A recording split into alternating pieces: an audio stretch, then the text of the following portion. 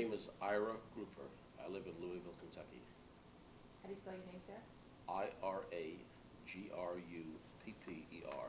And your affiliation at the time? Well, I started out with SNCC, Student Nonviolent Coordinating Committee in Georgia, and then I wound up in Hattiesburg and Columbia, Mississippi, where I worked with the COFO, Council of Federated Organizations, and the MFDP, Mississippi Freedom Democratic Party. Okay, and now I'm out of it. Yeah. Okay, thank you, Mr. Gruber. We have Inez Cole. Good morning. Good morning. And Elizabeth O'Neill. Hi. And Inez is a student at Texas State. We want to know, first of all, tell us about your family life growing up. Where were you born and when? Okay. I was born in New York City. I come from a family of Orthodox Jews, what you might call holy rollers. Although my father was politicized during the Great Depression of the 1930s, and grew up in New York City. We moved when I was 13 to a city housing project, which was one step up on the socioeconomic scale from where I had lived before.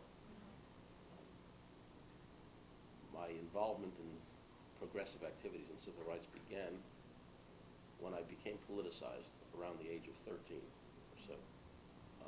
I had gone to elementary school and I had gone to 5 years of what's called Cheder Hebrew school to become bar mitzvah confirmed. But soon after that, or maybe what I should say is that going to this religious school had two effects upon me. Number one, I was bar mitzvah. Number two, I said I'd never set foot in the synagogue again. And it was the civil rights movement that changed my view of that, which would happen later. I became politicized around the age of 13 or 14. By the time I was 16, I knew everything, or I thought I knew everything. Just like Mark Twain said when he was 16, he was amazed at how little his parents knew, but by the time he was 21, he was amazed at how much they had learned. That was me, an arrogant little thing. What was it that politicized you at 13, other than school? It was the McCarthy hearings. Yeah. I saw that on television, and I saw the way people were being pushed around and brutalized. Okay. But it was mainly the civil rights movement and reading and learning about what was happening, not just in the South, but in the North as well, that got me to thinking about things. And in New York City was a very cosmopolitan area at that time, well, I suppose now as well. And I began to go to different meetings, and I learned about the Spanish Civil War, the Abraham Lincoln Brigade, and I began to learn about international things. And I was an autodidact in a sense. I began to read voraciously. I would read the New York Times every day. I was too skinny to be a football player, and I was too nearsighted to be a baseball player. So when I was interested, I was a runner. But I became interested in these things. And was your father at the time also interested? My father was not a political activist in the way that I am, but he was a very learned person, and he would always be bringing something home to read.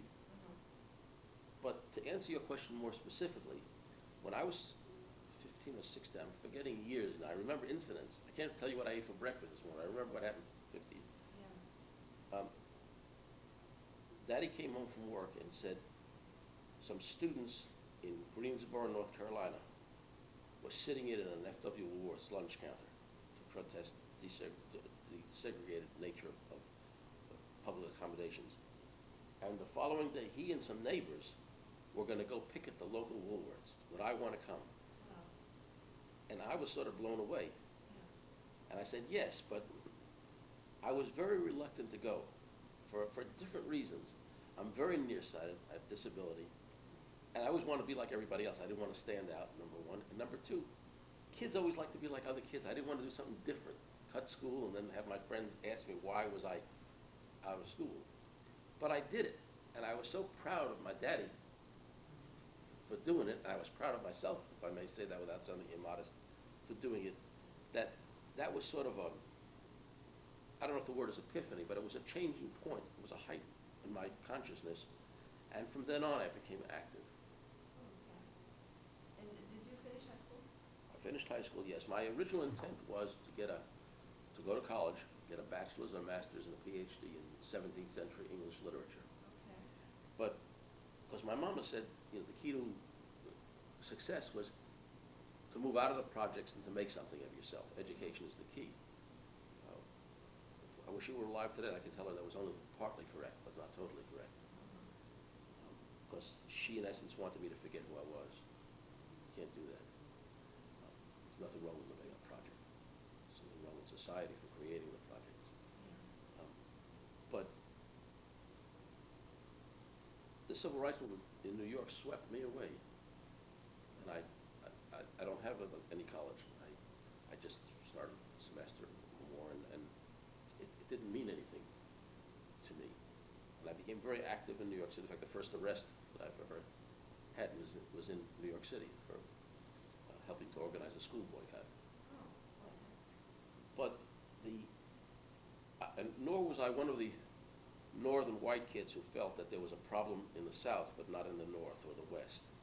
Because there were a number of people like that who felt the problem is there. You cure it there, it'll be okay in the rest of the country. But it's not.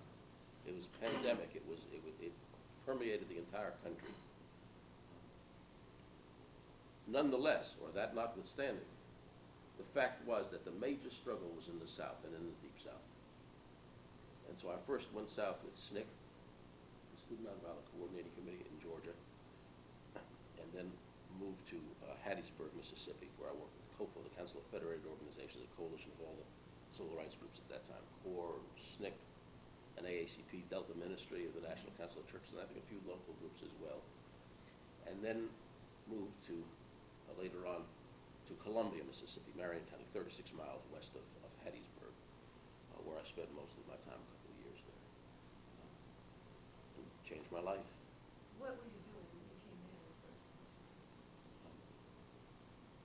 There was voter registration. There was a freedom school that was functioning. I was not involved in the freedom school per se. A lot of community work. This is 1964? It was, oh no, I was in Georgia before that. It was around February or March of 65. Okay. It was beyond. So when you left New York, the first place you went in the South was Georgia? It was Georgia. And what were you doing in Georgia? I worked in the SNCC office. I did research. We were trying to compile voter registrations. Were you working with Bob Mayer? I was working with Jack Minnis, and John Lewis was in the office at that time, and Julian Bond was there part of the time. Okay. But you don't really work in an office when you're in SNCC. There were all kinds of there was a big demonstration against the Ku Klux Klan, and there were various other things. And I met many people from Southwest Georgia, and I traveled there a few times. And then I met a woman named Johnny Mae Walker, an African-American woman, very strong woman from Hattiesburg. And Johnny Mae was not known for her nuance or subtlety. She said to me, we had a long discussion, and she said, "White boy, you coming to Hattiesburg with me?" I said to myself, "Well, heck are you? Tell me that."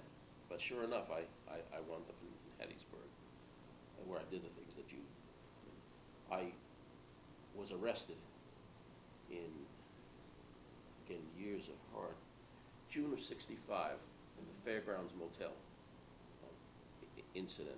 950 of us were arrested in Jackson for protesting the illegal convening of the Mississippi State Legislature. Illegal because of the disfranchisement of African American citizens. And were you around the building? Yeah, the state capitol building, yes. What age were you when you was on this? What age were you when you came down south? 20, I think it was. How did your parents feel about you coming down south? My mother was a decent person. She was not a stone racist, but she had a lot of bigotry in her. And so her concern was she didn't want black people being bitten by dogs in Birmingham, which was the big thing that people saw on television a few years before that. But she didn't want her son, smart fella, to give up possible scholarships and et cetera, because I was a decent student, to go down south. The other concern was simply as a mother being concerned because of the danger. My father, on the other hand, was fully supportive of what I did. And in fact, I had wanted to join SNCC when I was about 16. And he wouldn't sign the papers. She certainly wouldn't, but he would. Yeah, because I was underage, I had a. But my father was fully supportive, not only of what I did, but he felt a kinship with it. His concern was the concern of a father of a young boy risking his life. If that answers your question.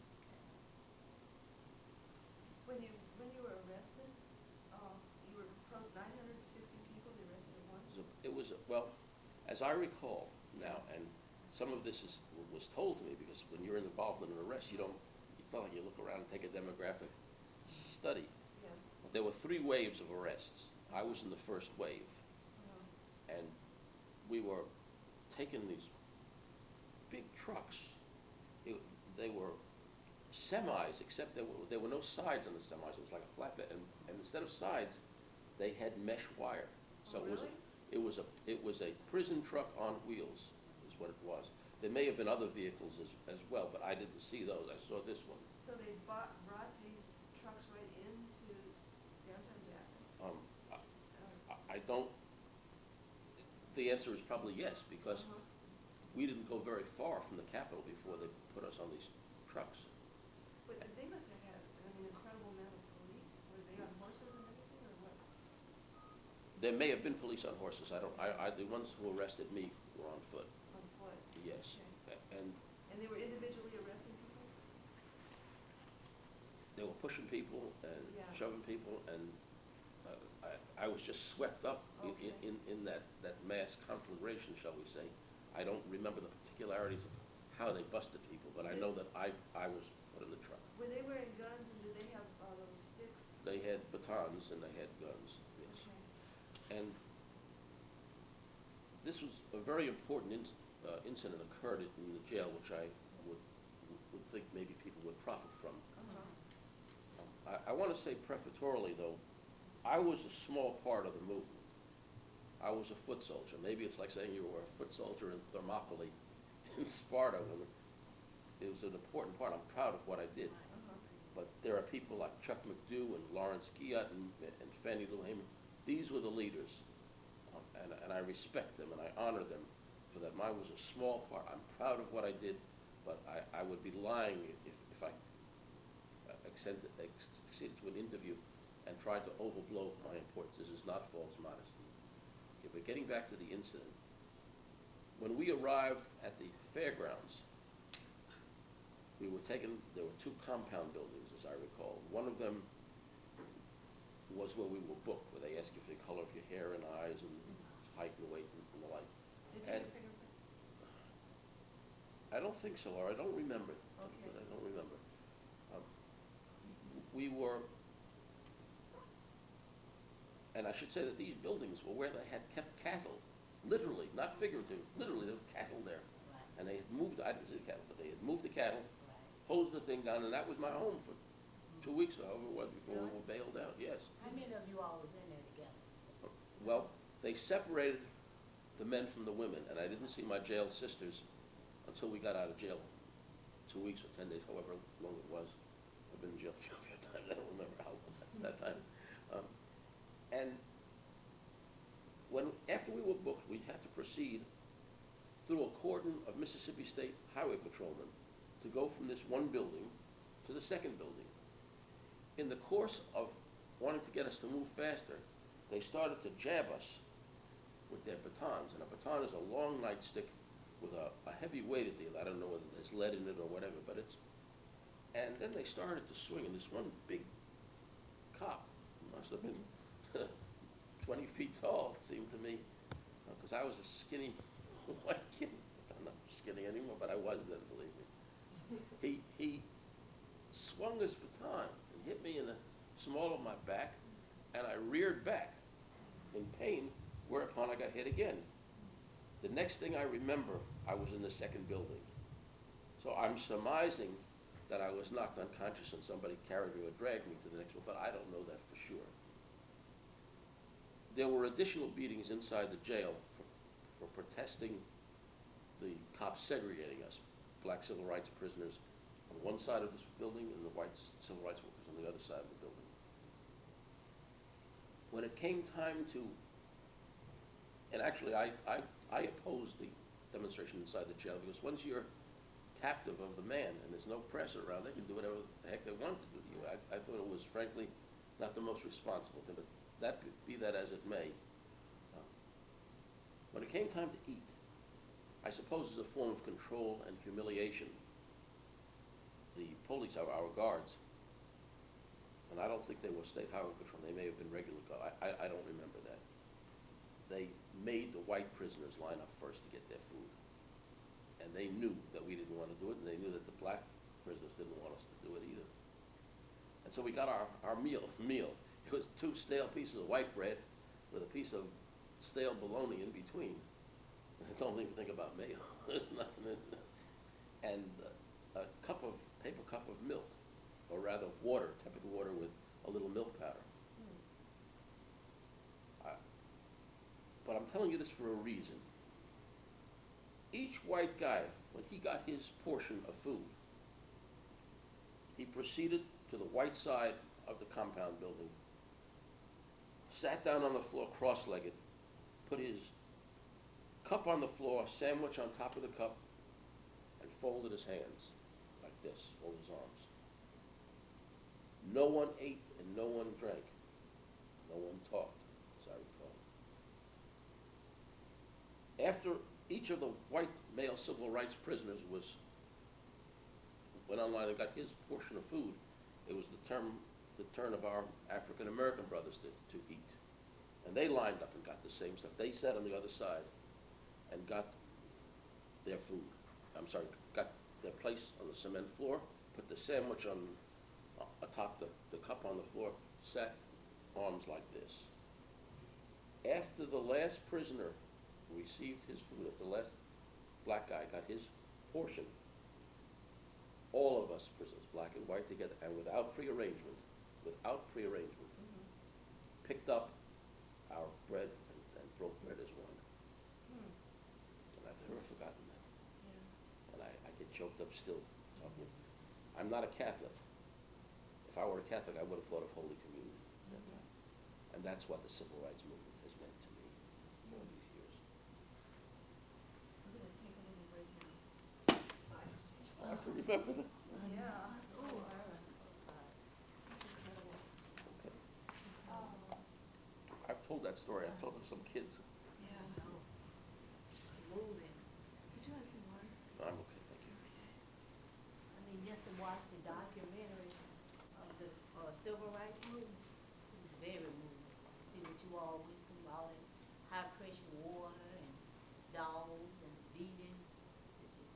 But I really appreciate you doing that, because without you doing that to foot soldiers, I wouldn't be here, and she wouldn't be here today, and we all wouldn't be sitting in here. So, I mean, it's a blessing to have you in our life from up north. And you decided to stay down south.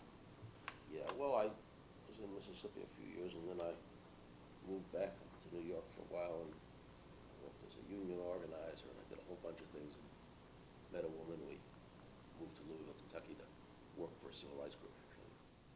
You familiar with the names Carl and Ann Braden?